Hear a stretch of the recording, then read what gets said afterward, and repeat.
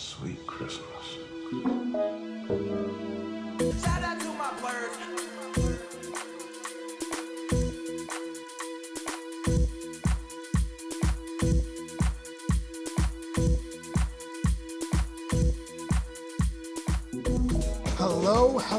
Hello. This is Che.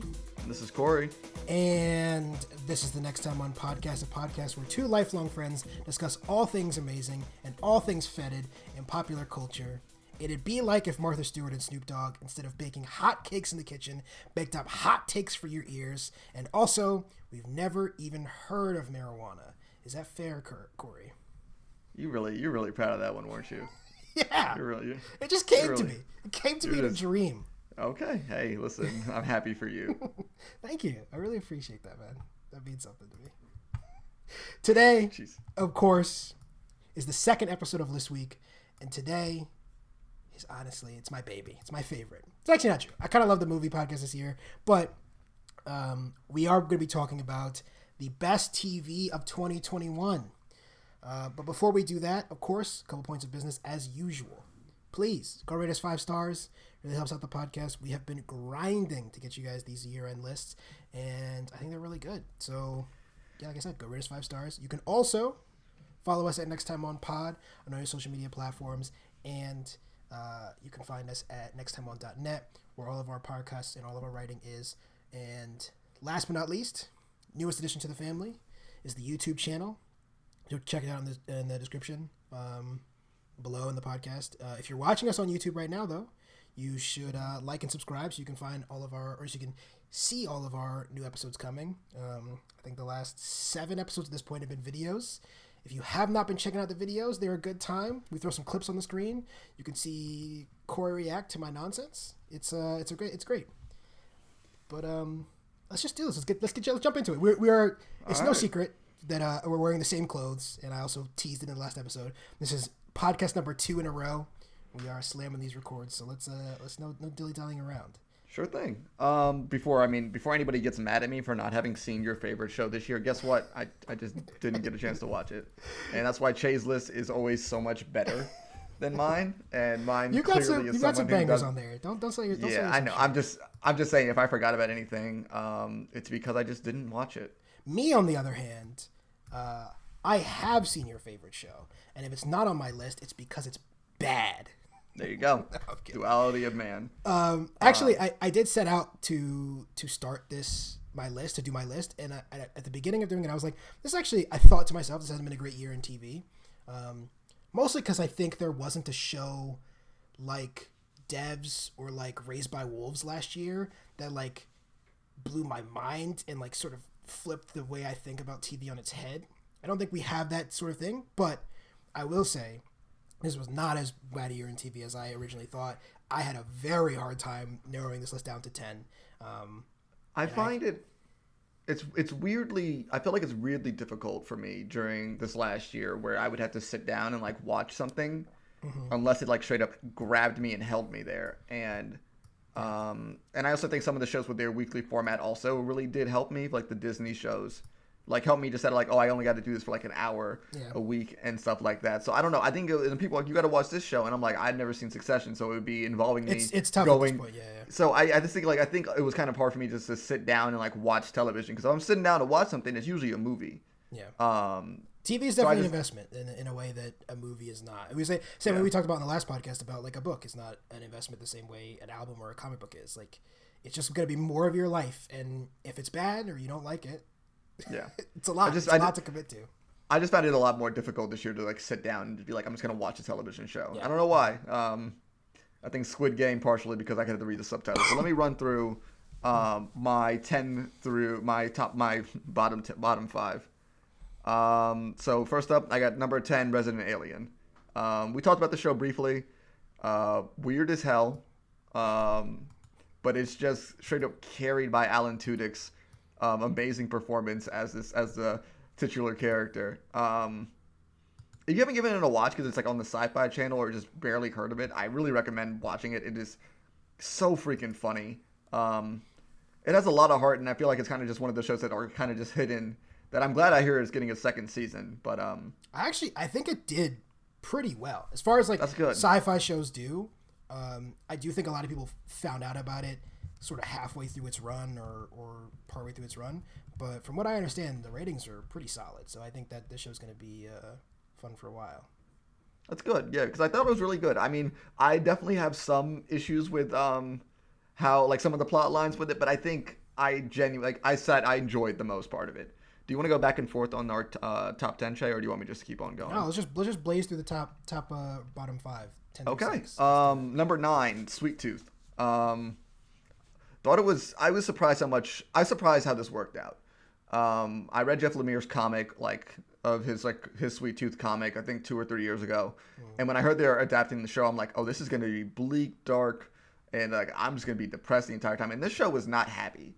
But I was surprised I was able to carry this whimsical tone in the apocalypse. I usually hate kid actors with things, but I thought the kid was really good, and I thought the rest of the co-stars in it were very well done. It stayed faithful enough to the book, but it did its own thing in a way that kept it like original and fresh and good. I don't know. It's like I definitely ended the season like wanting it to keep on going. Yeah. And I don't want to think, I mean, it wasn't the best thing I watched all year for sure, but I definitely did enjoy it. I think I'm with you that it sort of was this revelation that I thought it was going to be rough. And like you said, anytime you got a kid actor, it is a risk. And there have been some pretty great performances by kids this year, especially in movies. So, maybe the kid actor stigma is kind of over. I don't know, but he is fantastic. We did just talk about, though, before the podcast about how the filming of Sweet Tooth hasn't even started for season 2. Hasn't started yet. And anybody who's ever been a child will remember that basically 2 years of time. The Stranger Things kids between season 1 and season 2 are very different. Yeah.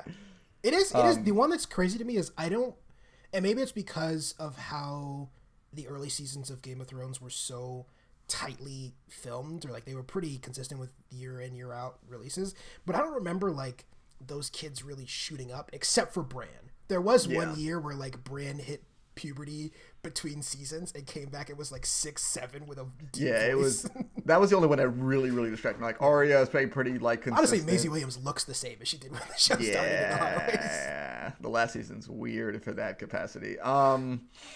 Okay, number 8, What If? Marvel's What If. Surprised by this show. The animation in it is different, but I thought the way they handled the action was really well done. And for what was each one-off episode, the way they were able to tie it in at the very end was just great. I went in like week in, week out, and I don't think I loved all the episodes. I think some of them could have been better, but I thought for every one that I didn't like that much, then you had the Doctor Strange episode. Then you had I thought the finale for this show was fantastic, or at least the last 2 episodes was so good. Yeah. They really did bring it all home at the very end there. Number 7 is Young Justice Phantoms. It's still currently ongoing, but it's the 4th season of Young Justice, the revivaled show because the internet yelled about it. The internet doesn't like this show? Why not? No, I mean the internet brought it back. Oh, like, revived. I thought you said reviled show. I was like, no, revived. I'm sorry. I'm not. I think you did say revived. But I didn't. I mean, the 3rd season was good, but I think this season's doing the right thing where it's focusing on the characters that we already cared about. Yeah. Instead of like trying to bring in new characters, it's a good. Sometimes it's just like we don't want more. It's just like just give me. I want more of the things that I was attached to initially. Yeah. And I think this season and the way they've laid it out so far is very well done. And I think it's still very much ongoing. And I really have only watched the first 2 arcs, and I kind of like to give it pause. And the only criticism I can give for the show is that it's way too short. It should be. I don't think you can really get away with the story they're trying to tell in 25 minutes once a week. Yeah. It's just not. It's not working. I hope HBO pulls their head out their ass and gives them a bigger budget so they can actually just do regular, like, just do 40-minute episodes, like, at this point. Or like, have we ever had an hour-long or 40-minute long animated show before? No, I don't think so, because most, I think Cartoon Network had a weird policy because they wanted 11-minute shows, because they felt like, I think they were like, this is how much attention we can give kids. And Disney had a weird policy where they were like, we only want 30-minute shows. Yeah. So I think Young Justice fell in the middle of it. I think part of the reason it got canceled was for that specific reason. But I don't think there's ever been like a 40-minute like. I can't think of one. But I mean, I think I feel, like Invincible. Invincible had some long ass episodes. Were they? I thought they were all 30. But I mean, I just basically binged that. So, speaking of my number 6, Invincible. I thought it was a I think it's probably the best comic to screen adaptation I've seen. It is certainly the most faithful to a book that I thought they literally couldn't be faithful to. I was like, there's no way they're gonna go as brutal as the Invincible is, and then they did. I think that's probably one of my favorite reactions to watching that show was someone going in blind, where I'm just like, oh, it's a new superhero show. I like this I like the book. And my roommate was like, yeah, this is good. Like, yeah, it's a good book. And then the thing happened, and he said, what the fucking show is this? Well, I think we enjoyed that reaction, people. I think a lot of people were shell-shocked by that, as evidenced by the fact that I think it's the first time there's been a warning. And I don't know if it's still there, but if you went to Prime, like you went to the Prime Video page where you were about to press play on Invincible, there was a warning right above the play button that was like, this show is for adults. This is not a kid's show. Don't fucking watch this with your children.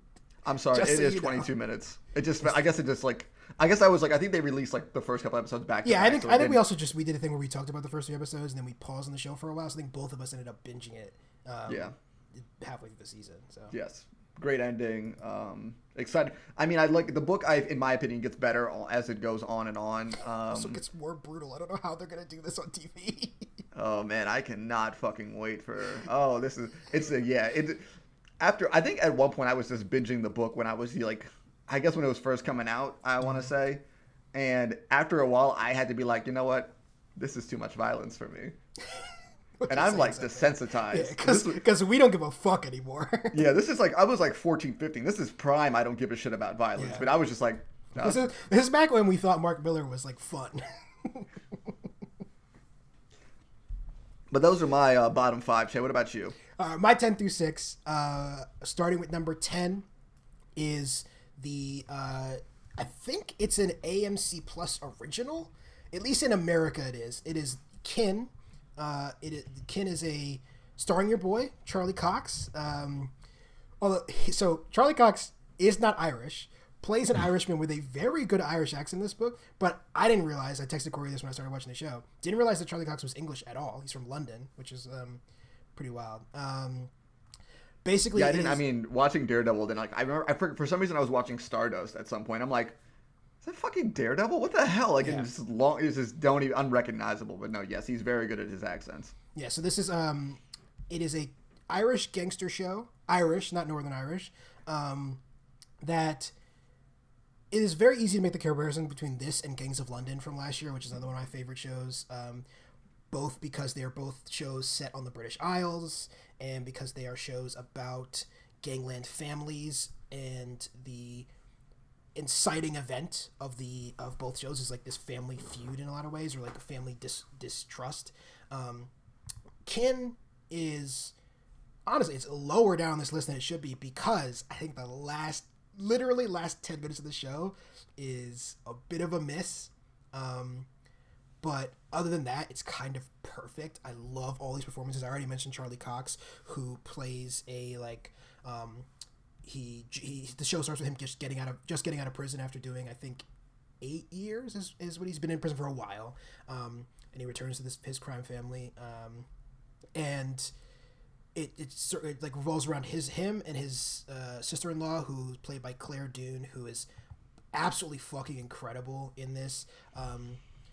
Aidan Gillen is doing a performance that I honestly didn't really see from him. Aidan Gillen has, I think, mostly been typecast for the last few years after playing Littlefinger as like this weird, creepy guy, and he's great at it. Do not get me wrong, I love a creepy Aidan Gillen performance, but he's playing this like insecure leader of the family. I don't know, it's fucking amazing. He's so great. There's that. Also, my number 9, It's a Sin, which is if you're in America on HBO Max, but is a BBC original. This is a show by Russell T Davies, who most famously was the Doctor Who showrunner for a time. And this is a show set in the AIDS epidemic in Britain. It spans, I think, 10 years. Basically, it goes from like the beginning of the AIDS epidemic to sort of reach I don't even know, the end is not really the right word, but the end of the peak. Because obviously AIDS is still going on and still killing people today. But it follows a group of gay men in London as they find out about this disease that is, ravaging the world right now, and is of course timely in a lot of ways because there's another disease ravaging the world right now, and also timely because we are in a moment where social liberties are being reversed, and it feels, despite the fact that it's obviously not as bad to be homosexual in 2021 as it was in 1980, it doesn't feel like it's getting better in the way that we thought it might have been a couple years ago. So the performances are fucking incredible, despite the fact that I think the show is about AIDS and homophobia and all this stuff. And there are moments in here that are really tough to watch. It's very, at times, can be a very heart-wrenching show. Davies also does an amazing job of making it light and funny and like joyous when it needs to be. And for a show that made me feel really awful at times, I also never laughed as hard as I did this year watching it. It's fantastic. Like I said, that's on HBO Max if you're in America. Another show that I laughed my ass off at, Reservation Dogs, the FX comedy. FX on an absolute legendary run of comedies. And I mean, it is hard not to compare it to Atlanta for a lot of reasons. I think they're very similar in that they both like similar tones genres. Too. Yeah, like there's like Atlanta and Reservation Dogs, I think, are the only two shows I can think of that one episode could be a heist show, and the next episode could have a goat woman walking around the small New Mexico town killing the hitchhikers. It's fun. It is a great show, and also I think the thing that's best about this, and it's not, I don't think this is too simplistic to say, is it has given a platform to a lot of people that I don't think a lot of people would have heard about. Sterling Harjo, the showrunner and creator, has platformed a lot of native voices that honestly are just more proof that like diversity is always better. These people that we never would have heard from even I think 5 years ago have created a show that's just absolutely joyous and fantastic. So yeah, what else can you say about that? We have my number 7, Mayor of Easttown. I mean, what do you want me to say about Mayor of Easttown? I think it's like maybe the most popular show to start off the year. I was kind of surprised at how much everyone loved it. I also loved it. Kate Winslet is fantastic in this. Evan Peters is great. Gene Smart, fantastic. Guy Pearce plays just a strange, weird, wonderful character. And for the first time I can remember in quite a while, I think a mystery show really lands the mystery in a way that feels sort of satisfying but also realistic.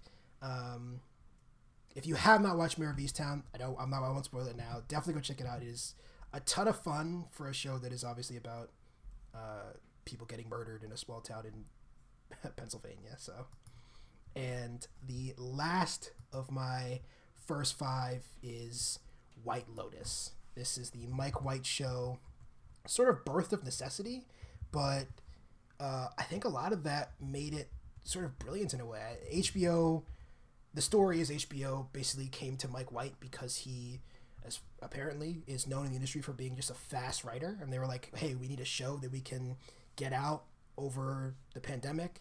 It's got to be a show we can shoot during the pandemic, so do you have any ideas? And Mike White was like, yeah, let's fly to this closed down resort hotel in Hawaii, which won.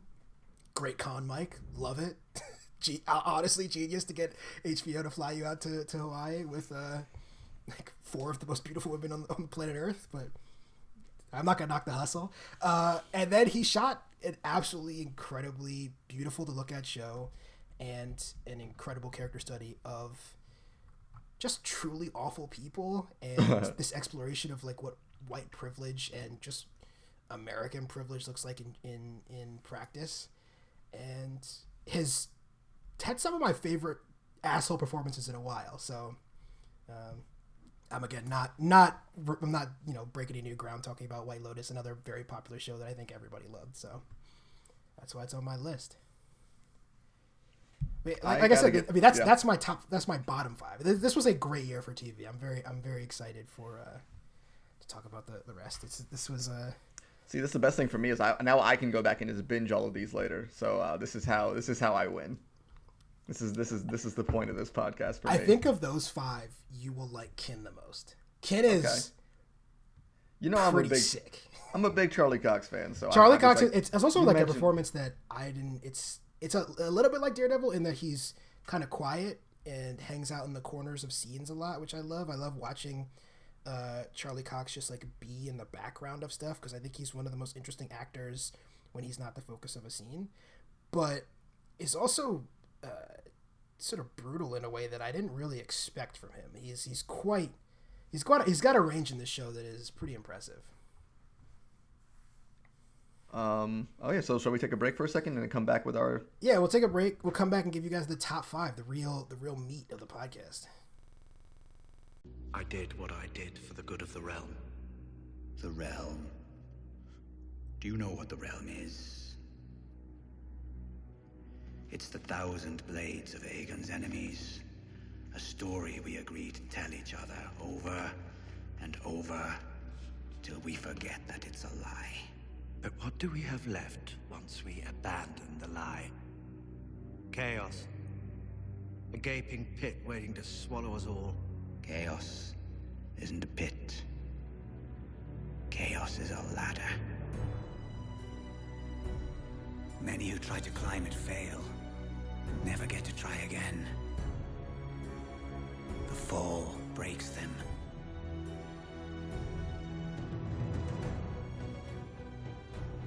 And we're back. What's up?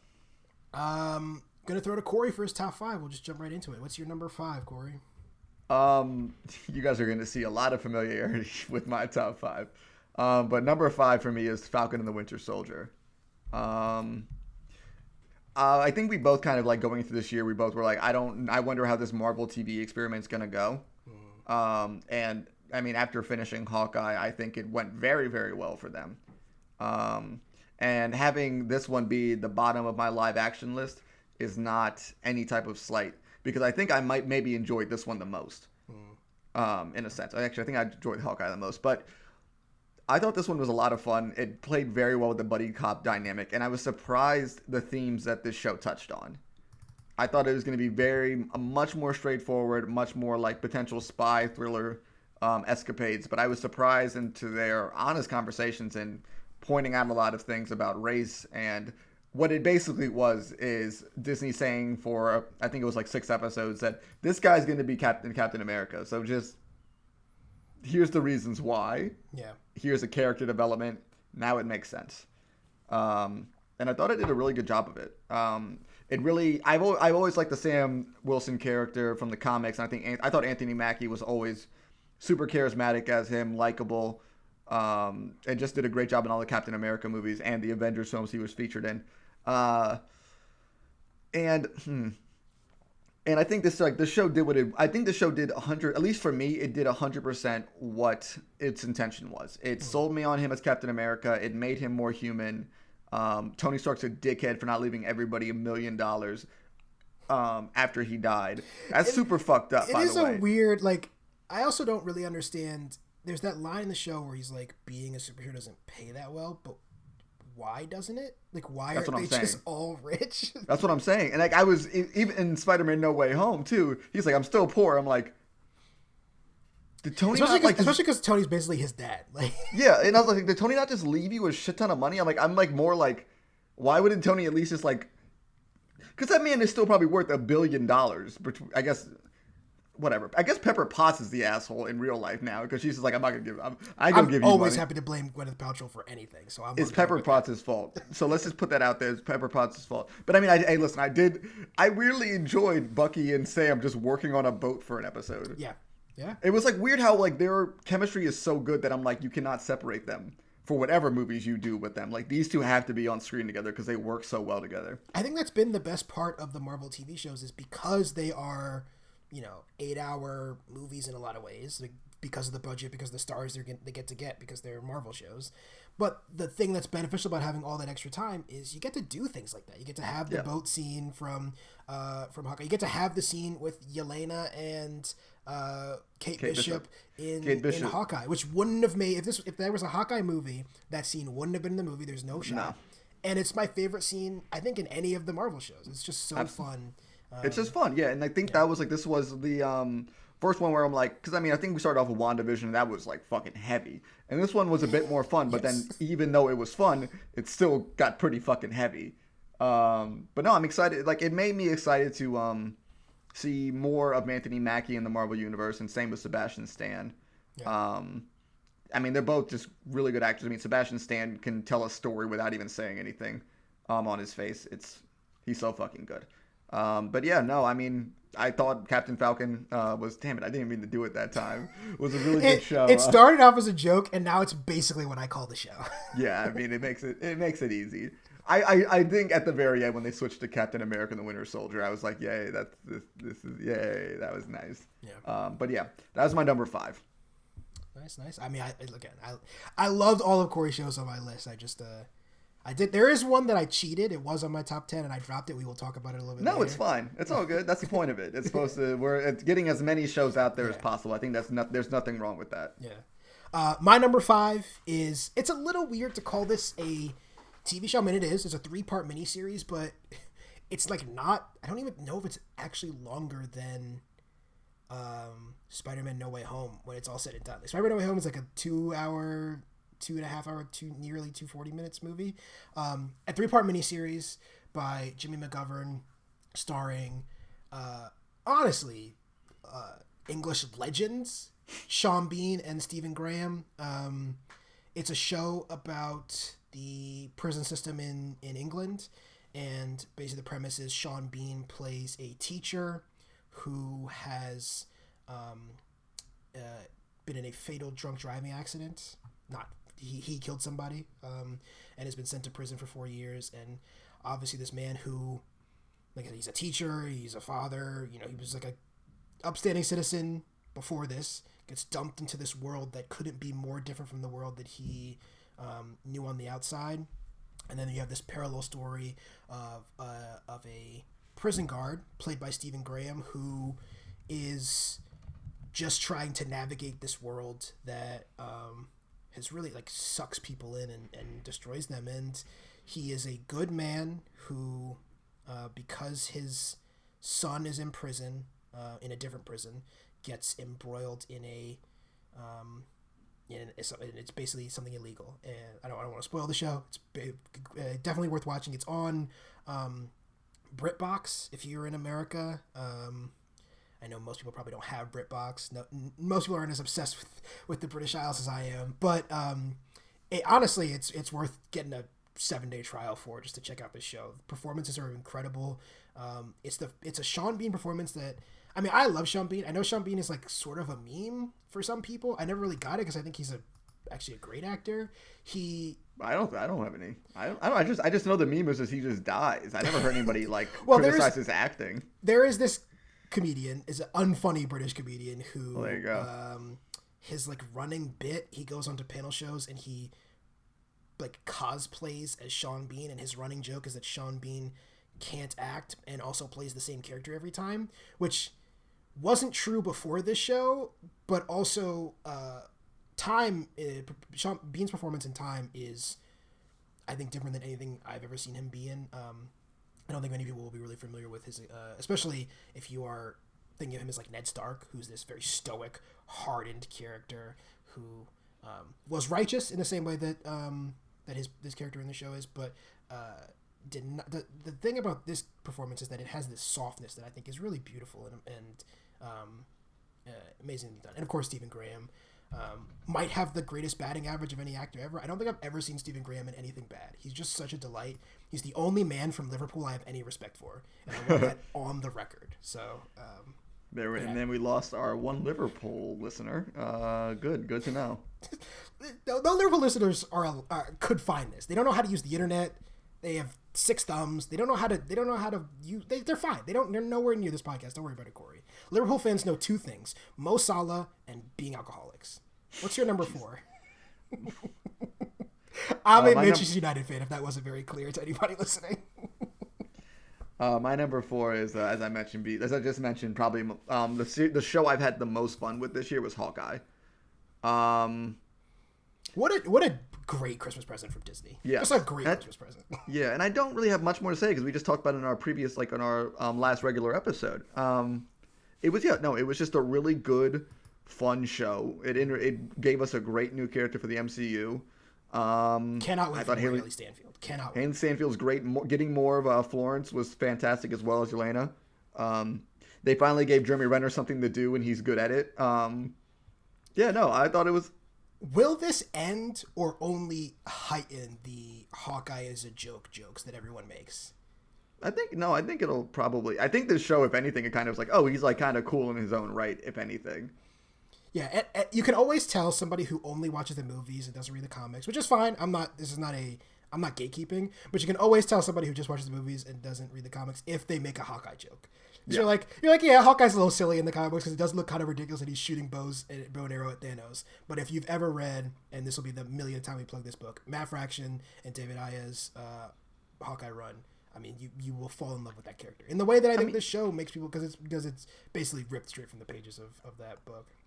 I mean, the episode, I don't know if it was the second to last or the last episode where Kate's telling him, like, why she was inspired by him. He's like, yeah, you were just a guy who jumped off a building without a way to, like, while fighting aliens. And I'm like, yeah, no, that's pretty fucking insane now that I think about it. Like, I wouldn't jump off a fucking building. But he was just like, nope, this is my option. Jump off building, throw myself through a fucking window while also shooting aliens. It's like, no, it's pretty cool as a character. Yeah.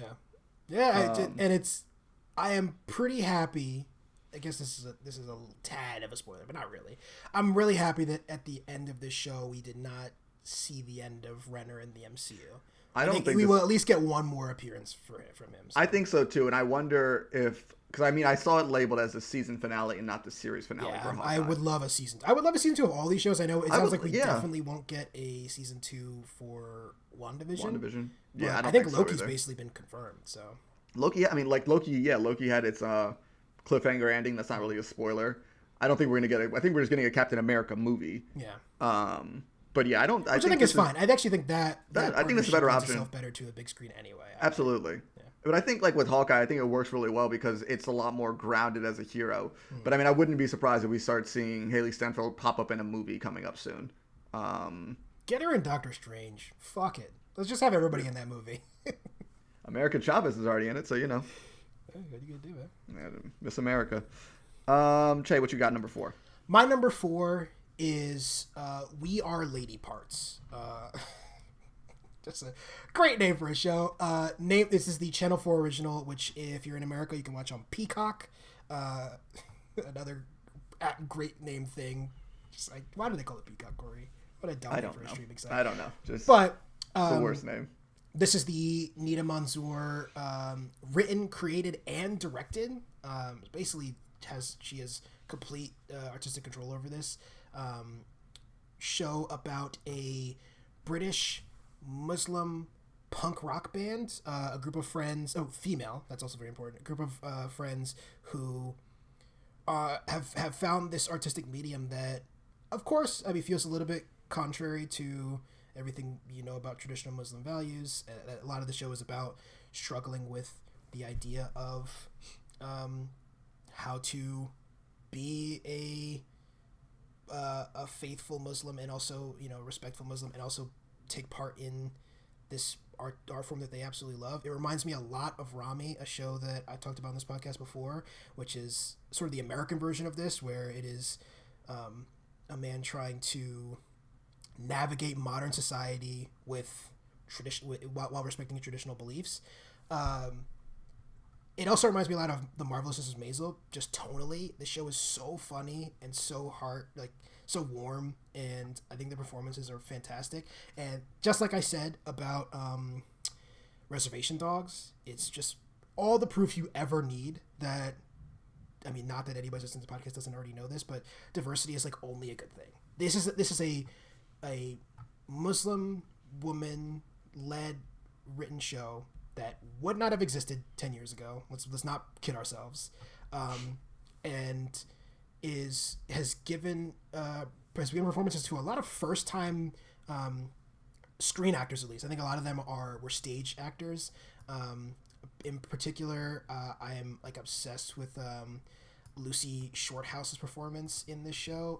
Basically, the whole cast from top to bottom is fantastic, and it's a quick watch. I think it's like 3 hours long total, 6.5-hour episodes, and it's so feel good. A lot of my shows on here are pretty heavy. I already talked about last one, Time, about a man stuck in prison.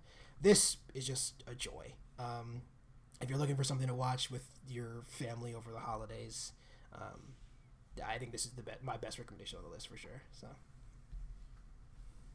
I got it. Yeah, no, that sounds like it's something that was definitely up my part. Definitely up my alley. Yeah. Speaking of something, it's just like a lot of fun. It's just so much fun. Speaking of something that I thought was fun, but I can see why a lot of people didn't think was very fun, Squid Game. I think a lot of people found this a lot of fun. I thought it was a lot of. Well, I mean, like in the sense of just pure violence. Yeah, I'm sure it is aggressive. It is aggressively violent, but what a strange thing that kind of popped up out of nowhere, and I'm glad that it did. I know that everyone has talked about this show ad nauseum, and I'm sure a lot of people have already seen this show by now. What's this show? I've never heard of it. What is it? But it was just this, I kind of liked it for the fact that it was just this bizarre piece of foreign media that Americans actually were like, let's watch this and talk about this. And I'm like, oh, it's like one of those like obscure things that I feel like I was going to find like 3 years from now and be like, oh, this show is awesome. But it was really cool to see like for a mainstream audience to actually latch onto it so well. Yeah. I thought it was a really good idea for a show. Just a very like straightforward, fun idea. And I thought like they played with it really well, and I think a lot of the plot points they did with it helped establish characters. And by the end of the show, I know a lot of people had problems with the finale, but I thought it was a really pretty well done first season. I mean, hey, I think everything's subjective in that point towards the very end when they handled where it very like at the very end of it. But I thought some of the episodes in that show were fantastic. The one episode where they're just doing the I guess it's like, I don't even know what the fuck it was. It was like tic-tac-toe or some, it was a marble game episode, which was one of my favorites. It was the longest, but it was heavy, in a show that kind of like very much was silly. Even though it was violent, it's inherently silly as a show. Yeah. But yeah, no, I thought Squid Game surprised me. I thought the style choices that the director made with it and the music and a lot of really good decisions went into that show. Yeah, like even besides the story, I thought like I really liked the production design of everything. It let itself be this childish but also horrifying thing. I know the Americans suck in the show. I know. I know. I will say the thing that I kind of love most about this show is that it exists. I think the only good thing, honestly, I'll say I'm a big detractor of the Netflix monopoly on culture, but the good thing that it will do is that it has the ability to bring shows like this to people that it never would have brought. I mean, there were people in fucking Iowa watching a South Korean TV show. I mean, they were probably watching it dubbed because they're heathens, but it is pretty amazing that this is, I think, the not just most popular TV show, the most popular thing that happened in 2021. It's between that and No Way Home, which is an insane thing to say. That like Disney's biggest event of the year and a South Korean TV show by a first-time director, writer, are in competition for the most popular thing to happen in a year. It's amazing. So. Yeah, no, exactly. What's up next? What number are we at? Number 3. My number 3 is, if we talk about fun, this is not fun. Let me say this right now, right here, right now. This is not a fun show. And you were talking about the need for like episodic, or not the need, but like the benefit of episodic television. This is a show that I think was really hurt by the fact that it was all dropped at once. This is Barry Jenkins' The Underground Railroad, based on the Colson Whitehead book of the same name. And it is, as you would expect of a show about slavery, and a show that is unflinching about slavery, it is a tough hang at times. But that being said, if you space this out the way that I did, this is not a show that I think anybody should binge. I was listening to a podcast with Sam Esmail, the creator of Mr. Robot, who talked about how he did binge this show and he loved it. But also he's a little bit of a psychopath with it. Like, he's just like in love with form. And the truth is, this is the most beautiful show that came out in last year. Barry Jenkins is a visual maestro. There are shots in this that like made me audibly say, wow. This is a show you need to watch on the biggest screen you possibly can. If you don't have a TV, just shove your face like real close to your laptop or something. I don't know. But it is overwhelming at times, not just because of the heavy nature of the content, obviously, but because of how epic Jenkins makes everything feel. It just washes over you in a way that I don't think any other show this year, or really any other show that I can even remember, made me feel. Not to mention the performances, which are absolutely incredible. I'm going to butcher some names. My apologies. Thusu Mumbedu, who plays Korra, Aaron Pierre, two basically brand new faces to me. I think they're pretty much brand new. He plays Caesar, absolutely fantastic. Also some very familiar faces. We have Joel Edgerton, who plays the evil slave catcher, but is just so good. I mean, I would watch Joel Edgerton kind of do anything. We have William Jackson Harper, who is having quite a year. He is Love Life, his follow-up to the first Anna Kendrick season, which I absolutely loved. His second season improved on that show. It just missed my list. I absolutely loved it. He's fantastic in this and that. Damon Harriman delivers, I think, one of my favorite performances of the show, even though he's not really in it much. I mean, the thing about if you've read the book or if you've seen the show, you know, it's sort of an episodic journey. It's structured in the same way that the Odyssey is, very intentionally, where it's this hero's journey as somebody who's getting trapped, who's getting stuck every time they need to advance, and at every stop, instead of meeting a Cyclops, she meets the worst human being you could ever imagine. And it is, like I said, this is not a show that I recommend anybody watch all in one sitting, unless you're broken inside. And I'm broken inside, and even I couldn't do it in one sitting. But once you get through this, it's so rewarding. I think it's a masterpiece. And Barry Jenkins is not an exaggeration. I think probably our greatest living filmmaker at the moment. He has proved himself to be just a master with the camera. And I cannot, if this is the sort of stuff that he's going to keep doing on TV, then I'm happy that he's making the transition to the small screen. But I obviously would love to see just more movies from this guy. I'm sure he'll be back. Yeah. Corey, what's your number 2? My number 2 is WandaVision. I think this was such a bold swing for the first Marvel show. It's so weird it was the first one, right? So weird. Yeah, so weird. But it was I think I liked about the show was the mystery. And I think it's been such a long time since we've done episodic shows that every week I was just asking questions, just confusion from the get-go. And also I thought it was a really good show because not every it was a good show for someone who hasn't even watched the movies before, because I was watching people who have been am I supposed to know what's going on right now? I'm I don't even know what's going on right now. And it was such a fun feeling. And I love their spoofs of all of these television eras. And I think they did such a good job with the production to kind of give off this great sitcom vibe with this horror element just hanging underneath of everything. Yeah. Each week was great. Elizabeth Olsen is fantastic.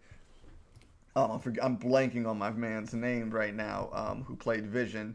He was fantastic as well. But yeah, no, across the board, I thought it was just a very strange but really good show. It's Paul Bettany, by the way. Paul Bettany, yes. I would be remiss. I'd be remiss if we don't mention Catherine Hahn. Yes, thank you. I was hoping you were going to grab her name for me, but yes, the greatest regret of this show is that I don't think we'll see her again in the MCU. She's getting a TV show. Is she? Yep. Oh, I'm so excited. Honestly, Catherine Hahn, another one quite like Stephen Graham that I mentioned before, whose batting average is 100. Anytime she does something, I love it. I watched that Mrs. Fletcher show from 2019 that I think no other human being on planet Earth watched, and it is so good. She's amazing. She's in probably an hour in total of Parks and Recreation, but it is amazing. Her character in Parks and Recreation is fantastic. But no, her in WandaVision was such a good like use of comedic relief, and then at the end of it, I'm like, oh, cool. This is cool. I like all of this. Yeah, but fuck that general character. He was a dickhead. All right, Jay, what's your number 2? My number 2 is Succession.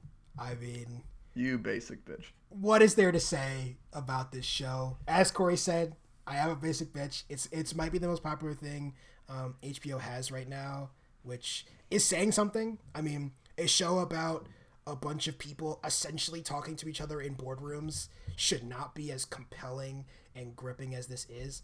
But as with all great TV, it is down to the performances, and holy shit, are the performances out of this world.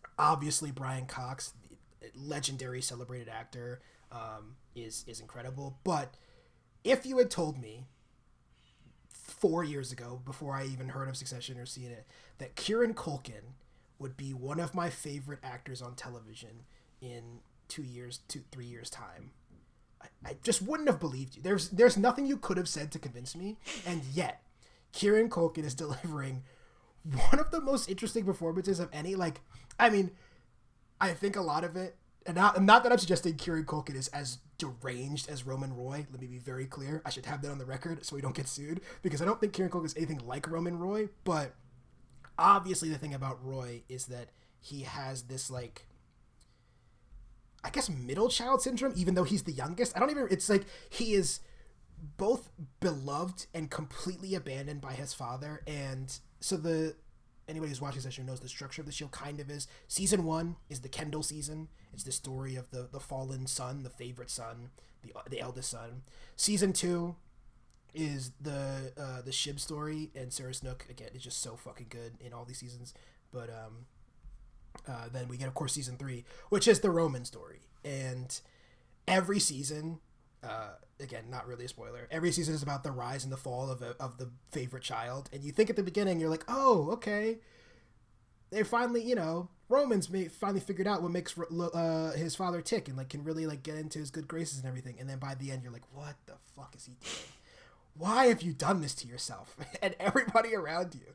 It is so fun in a way that like a lot like White Lotus was, where it is this, I guess, slapstick, honestly, for lack of a better word, this sort of slapstick show about awful people and awful things that we do and say to each other, especially or even if there are brothers and sisters. And like quite later this season is about what family can do to each other if they really want to destroy one another, which they clearly do. And it like I said, these performances are fucking fantastic. I cannot wait for season 4 to come. I know it's going to be probably another year or whatever. In the meantime, we'll get another Westworld season for whatever reason. But I fucking love Succession. It's so good. And I think this is the best season. It's only gotten better, which is something it's hard to say about shows. But yeah, that's my number 2. I have still yet to see Succession. Nobody at me. So Nobody at me. I just said don't at me. I don't care. Your boy Jeremy Strong is like legendary. I just said don't at me, please. Yeah. Well, should we take a quick break and then we'll come back and give the people our favorite TV shows of the year 2021. Sure. Let's do it.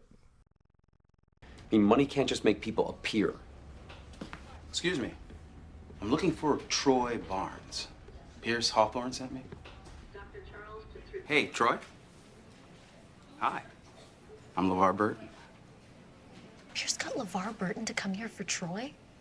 Is there anyone he can't produce? Now I'm really getting mad. Why am I the only one he decided to torture? I told Pierce 1,000 times I never wanted to meet LeVar in person. I just wanted a picture. You can't disappoint a picture. I hate you, Pierce. I hate you so much.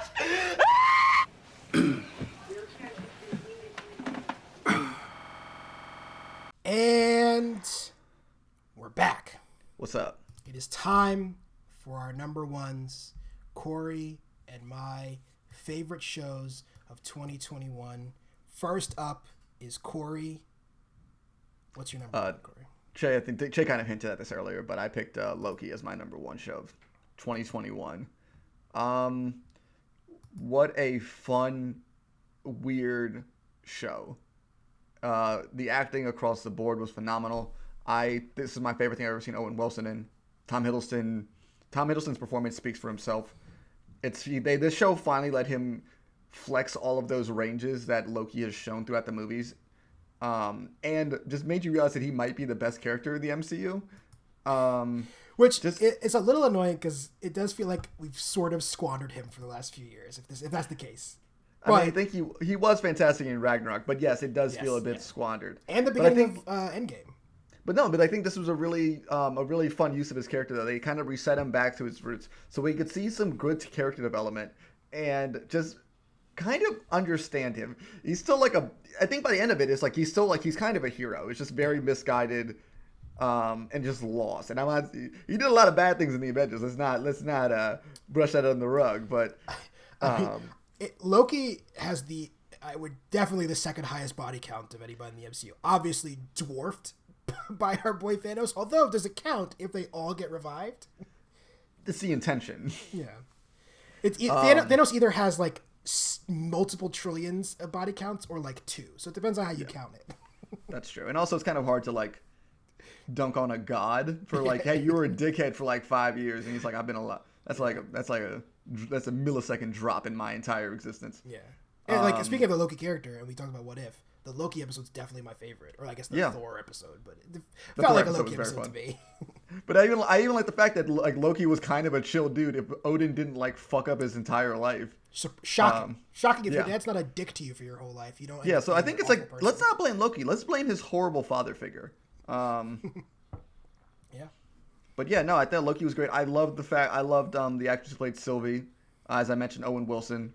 I don't want to be like spoil everything, but I thought it probably had the strongest season finale I've seen, like the strongest season I've seen in such a long time, and such a bold decision to introduce a brand new character and have that character completely steal the entire scenes away from Tom Hiddleston. It's the best character introduction we've got in the MCU since Tom Holland's Spider-Man.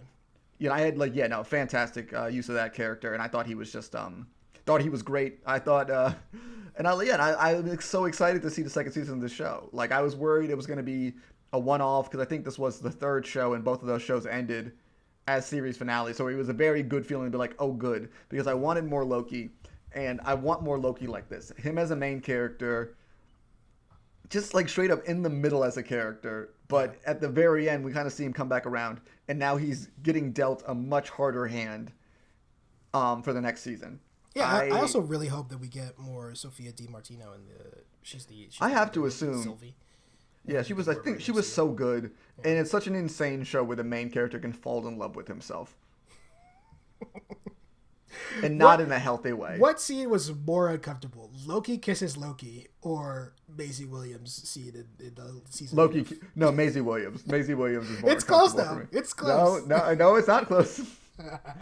All right, Che. So, I mean, you have anything else to say about Loki? No, I mean, this is the show that I hinted at. That was on my top 10. I had it at 8, I think. But obviously, I cut it just because more TV shows are better to talk about.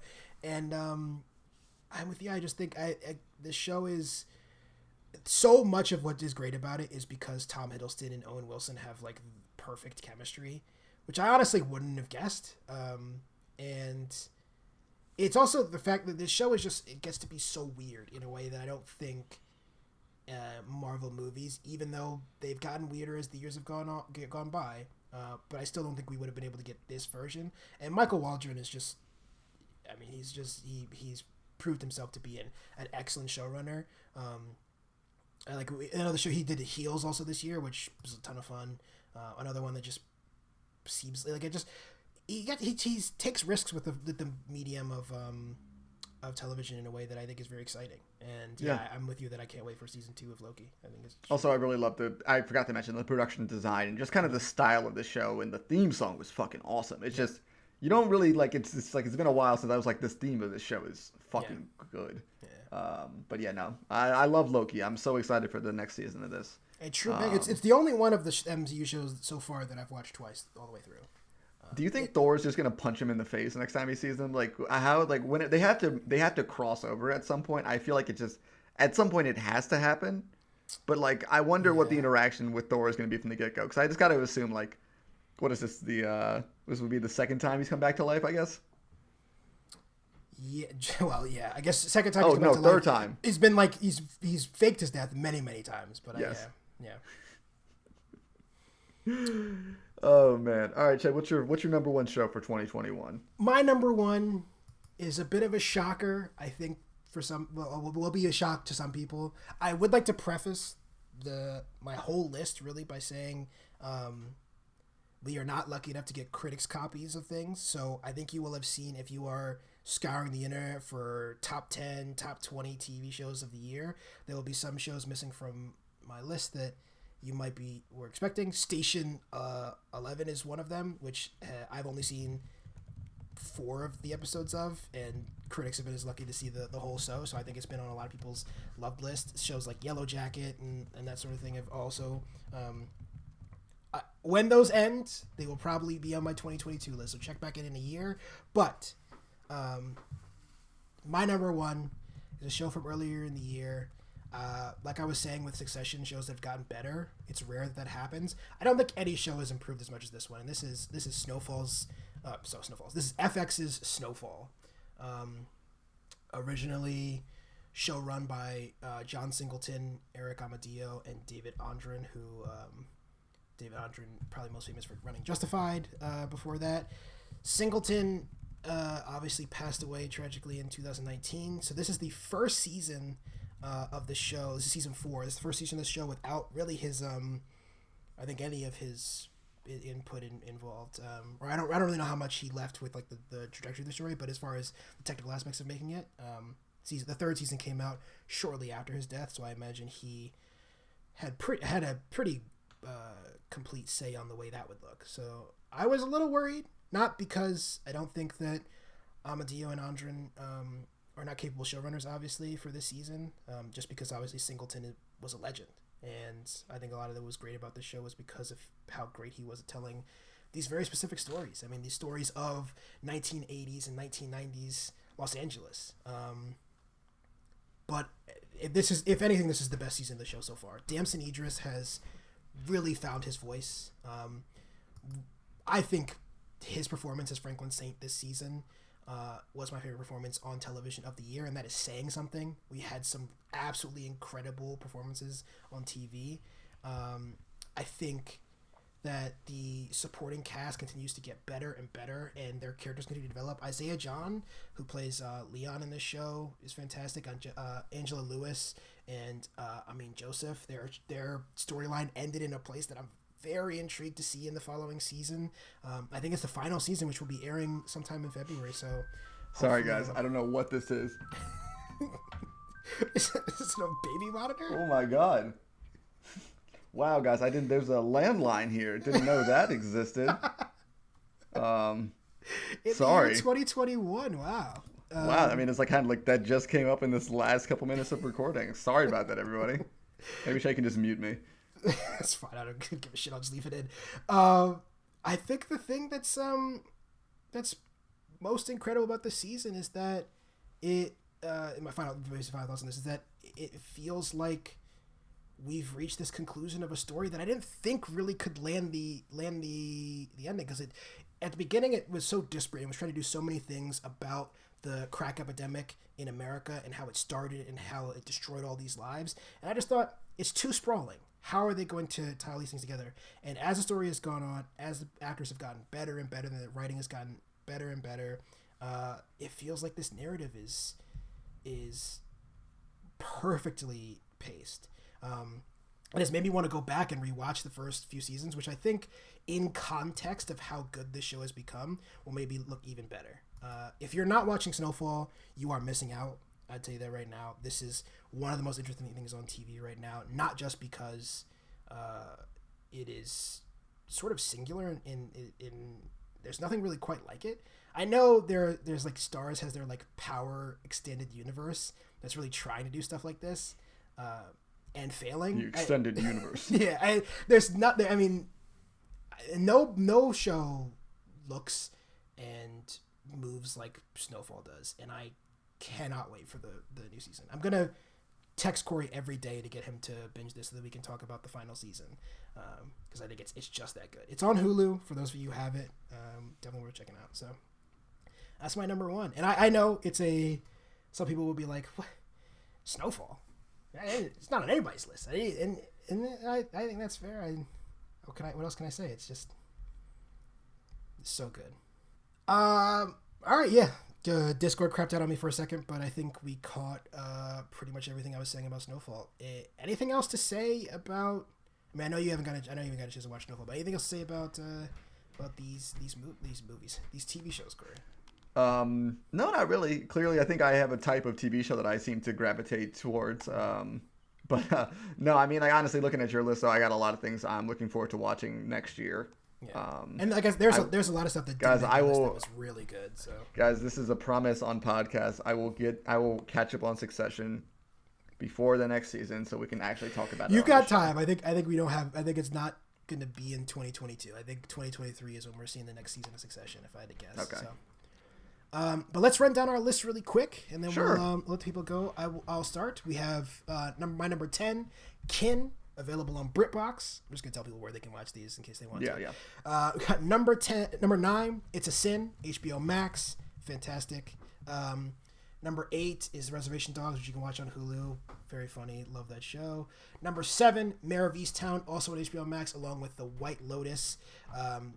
Number 4 on Peacock, We Are Lady Parts, just a ton of fun, really heartfelt, lovely show.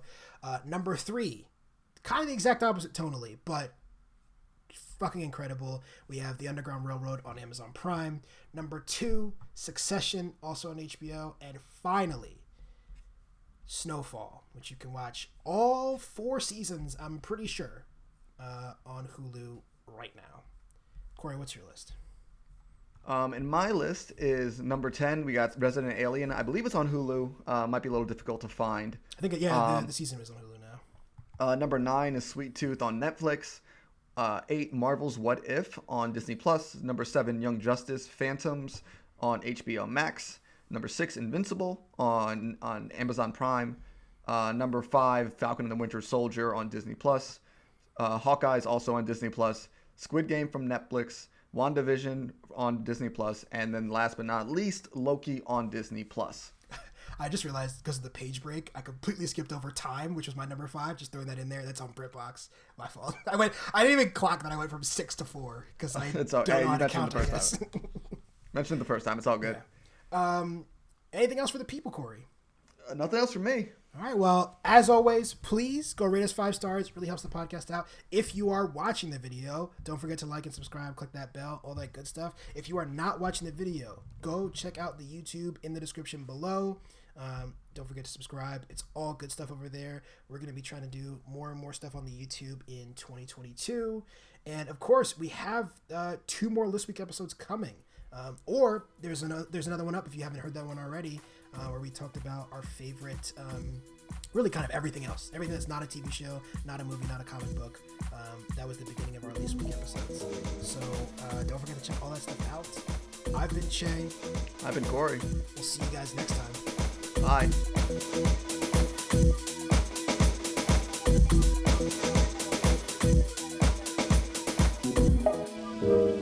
Sweet Christmas.